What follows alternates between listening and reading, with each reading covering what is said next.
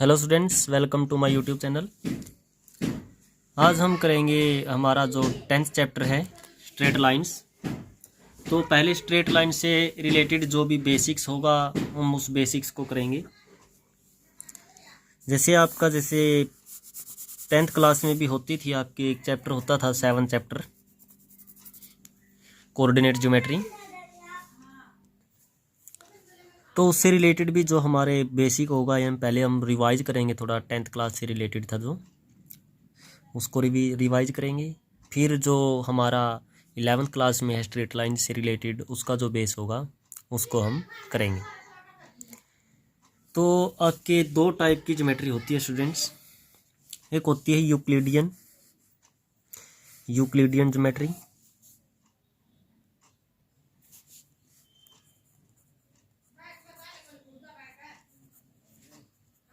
Euclidean geometry, और एक होती है स्टूडेंट्स कोऑर्डिनेट ज्योमेट्री।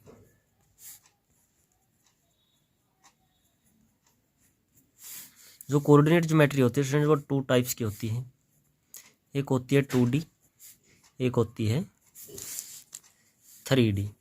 तो 2 टाइप की आपकी ज्योमेट्री होती है कोऑर्डिनेट ज्योमेट्री, 2D और 3D। जो आपका 11th क्लास के 10th चैप्टर तक जो ज्योमेट्री है वहाँ पर आपकी 2D ज्योमेट्री यूज होती है, और 11th क्लास के 12th चैप्टर और साथ में 12th क्लास में भी 3D ज्योमेट्री का यूज़ है। यहाँ पर थोड़ा 11th क्लास में थोड़ा बेसिक है 12th चैप्टर में 3D का, और 12th क्लास में बहुत ही इंपॉर्टेंट रोल अदा करती है एग्ज़ाम यानी बोर्ड को देखते हुए। वहाँ पर 6 मार्क्स का क्वेश्चन भी पूछा जाता है कोऑर्डिनेट ज्योमेट्री से। तो हम बात करते हैं यूक्लिडियन ज्योमेट्री की। यूक्लिडियन जो ज्योमेट्री होती है उसमें आप जैसे आपके 6th क्लास है, 7th क्लास है, 8th क्लास है, 9th क्लास है, इन क्लासेज में कुछ थ्योरम्स या फिर कुछ प्रॉपर्टीज वगैरह होती हैं जिसमें लाइन से रिलेटेड, एंगल से रिलेटेड या फिर ट्रायंगल से रिलेटेड पूछा जाता है।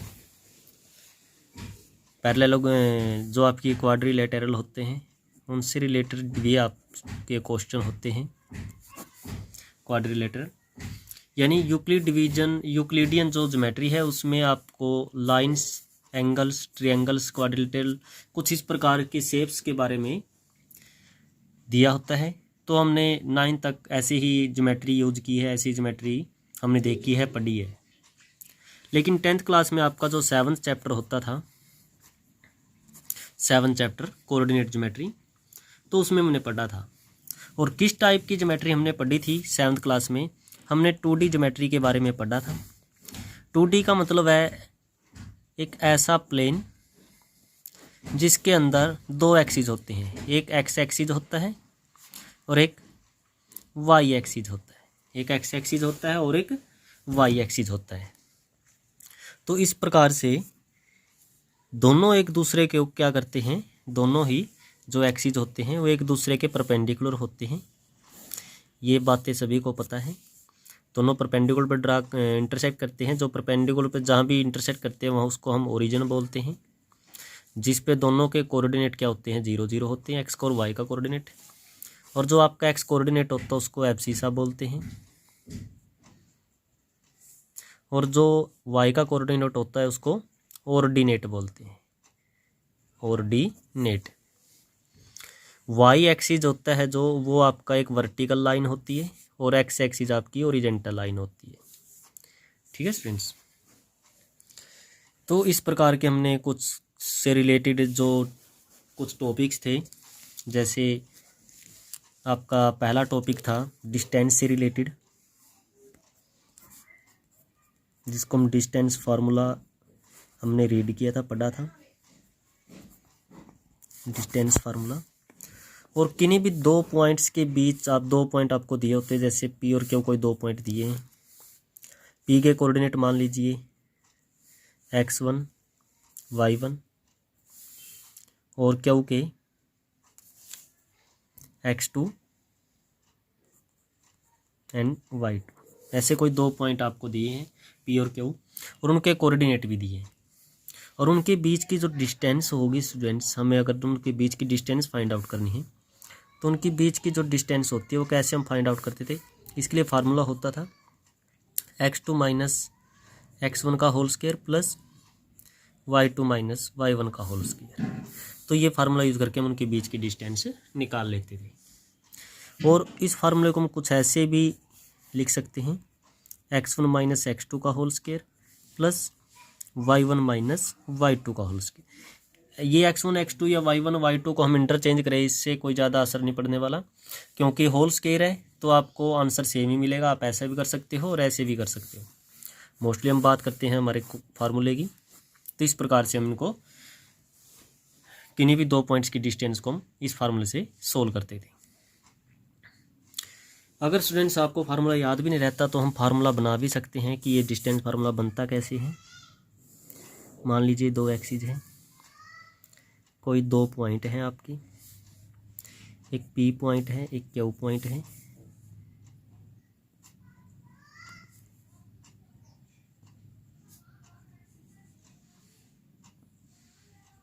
अगर हमें P Q की डिस्टेंस निकालनी है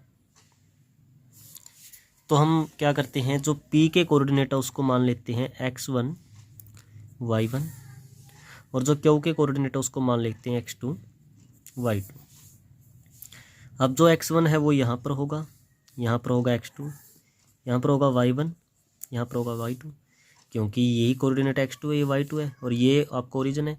तो यहाँ से यहाँ तक की डिस्टेंस x2 और यहाँ से यहाँ तक की x1, ऐसे ये डिस्टेंस y1 और ये डिस्टेंस y2। अब एक बात देखिए फ्रेंड्स, इसको हम मान लेते हैं R पॉइंट मान लेते हैं। तो ये आपकी हो गई ट्रायंगल, एक कैसी ट्रायंगल, राइट एंगल ट्रायंगल हो गई आपकी। यहाँ पर 90 डिग्री होगा ना, परपेंडिकुलर डिस्टेंस से हम चेक करते हैं ये। तो जी ओ PRQ जो ट्रायंगल है इसमें हमें PQ निकालना है, तो हम पाइथागोरस थ्योरम लगाएंगे। तो PQ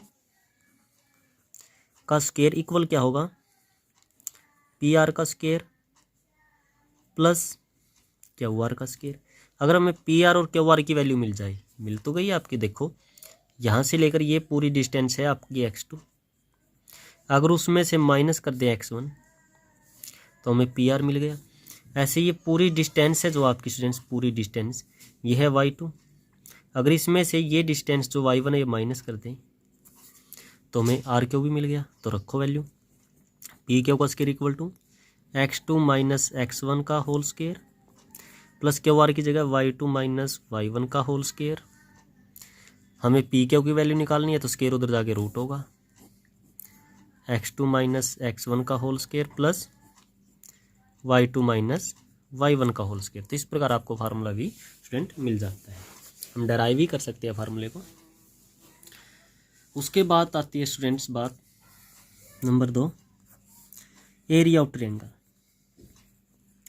एरिया ऑफ ट्रायंगल, तो ट्रायंगल का एरिया निकालने का फार्मूला भी स्टूडेंट्स होता था आपका 1/2 mode of x1 y2 minus y3 plus x2 y3 minus y1 plus x3 और y1 minus y2।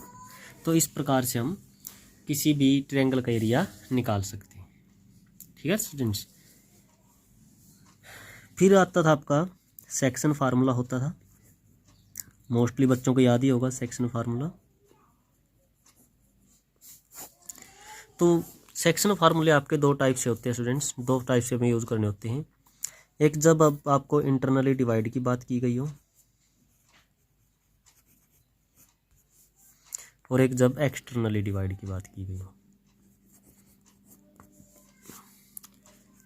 Internally divide और एक्सटर्नली डिवाइड। जो 10th क्लास में था हमने सिर्फ इंटरनली डिवाइड के बारे में पढ़ा था, लेकिन +1 क्लास में आपको एक्सटर्नली डिवाइड भी पूछा जाएगा। इंटरनली डिवाइड का जो फार्मूला होता था x और y कोऑर्डिनेट निकालने के लिए, वो mx2 plus n x1 upon m plus n, ऐसे ही my2 प्लस ny1 अपॉन में m प्लस n, यही फार्मूला हम यूज़ करते थे एक्स वाई के कोऑर्डिनेट निकालने के लिए।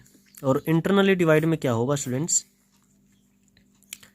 mx2 माइनस nx1, यहाँ n आएगा, अपॉन m माइनस n। और y कोऑर्डिनेट के लिए my2 minus ny1 upon m minus n। तो सिर्फ इतना ही डिफरेंस है स्टूडेंट्स उनके बीच में। जब इंटरनली डिवाइड करेगा तो हमारा क्या आएगा, बीच में प्लस आएगा ऊपर नीचे, और एक्सटर्नली डिवाइड करेगा बीच में क्या आएगा स्टूडेंट्स, माइनस आएगा।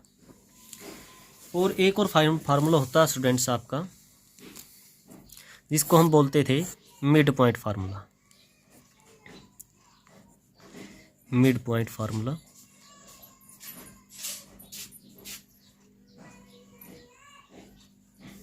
तो मिड पॉइंट फार्मूले में क्या होता है स्टूडेंट्स, जिनके बीच की भी हमें पॉइंट निकालने होते हैं, जो मिड पॉइंट होता है जिसके उसके कोऑर्डिनेट निकालने होते थे, तो हम x1 प्लस x2 बाई 2 और y1 प्लस y2 बाई 2, तो हम ये फार्मूला यूज़ करते थे। हमें मिड पॉइंट फार्मूला से, यानी जो उसके मिड पॉइंट होता था उसके कोऑर्डिनेट हमें मिल जाते थे। तो स्टूडेंट्स ये तो था आपका जो 10th क्लास से रिलेटेड बेस था वो। तो इस वीडियो में सिर्फ हम यही करेंगे।